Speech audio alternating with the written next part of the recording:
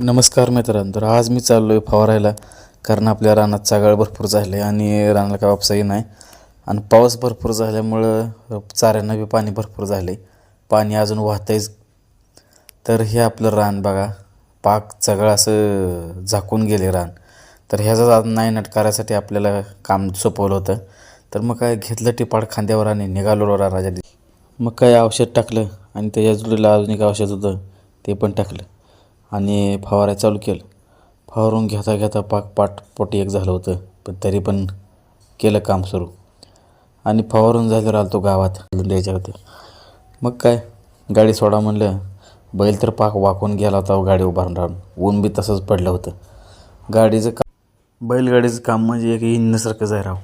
काय ती कळत नाही कोणीकडनं कसं घ्यायचं, कारण आपण नवीन माणसं आहे.